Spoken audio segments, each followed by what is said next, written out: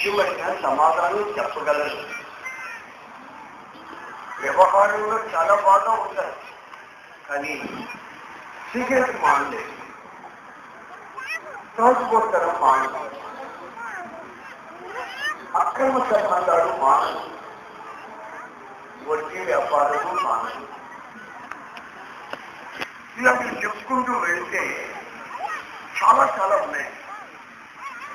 దైవ జ్ఞానం అనేది నిన్ను పరిశుద్ధపరుస్తుంది. నీ జీవితంలో ఆధ్యాత్మికమైన చింతన పెంచుతుంది. పవిత్రత ఏదో అపవిత్రత ఏదో నీవు గుర్తించగలుగుతావు. పవిత్రత వైపు నీవు ప్రయాణం చేయగలుగుతావు. నీ జీవితం సార్థకమవుతుంది. నీ జన్మ నీ జీవితానికి ఆనందంగా మారుతుంది.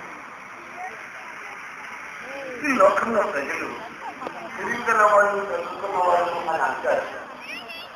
అదే సమయంలో ఆత్మహత్యలు ఎందుకు చేసుకుంటున్నారు? రాబడి కొంచెమే, కానీ ఖర్చు ఎక్కువగా పెట్టుకుని అప్రూపాలు ఎదుర్కొంటున్నారు. ఇవన్నీ మనం ఆలోచించినప్పుడు దైవ జ్ఞానం లేకపోవడం. దైవ జ్ఞానం అనేది నిన్ను పవిత్రత వైపు నడిపిస్తున్నాయి. నీ జీవితం తృప్తిగా ఉంటుంది. నీ జీవితానికి ఒక నెమ్మది కూడా కలుగుతుంది. అయితే ఈ రోజున ప్రజల జీవితాల్లో మనం చూస్తే దయ్యాల జ్ఞానం లేకపోతే ఉత్తమగా ఉండవలసింది, మర్మమై ఉండవలసింది, రహస్యంగా ఉండవలసింది, ఇతరులకు తెలిస్తే ఎప్పటిగా అర్థంగా ఉండే ఆ జ్ఞానాన్ని పబ్లిక్గా అందరూ తెలుసుకునేటట్టు నీతిగా పక్షుత్వాలుగా బ్రతకాలను కోరుకునే విషయం చాలా అవకాశాలు ఉన్నాయి. దాంట్లో చాలా ప్రాముఖ్యమైనది ఏంటంటే ఈ సినిమా.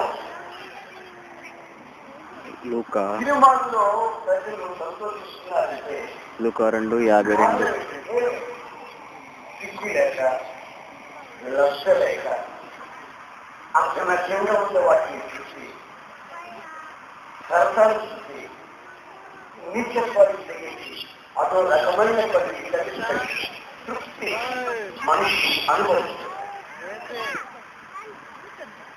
అది చూసే వాళ్ళ యొక్క సినిమాలు చూసే వాళ్ళ యొక్క ప్రవృత్తి, వాళ్ళ మనోభావాలు కూడా నిజం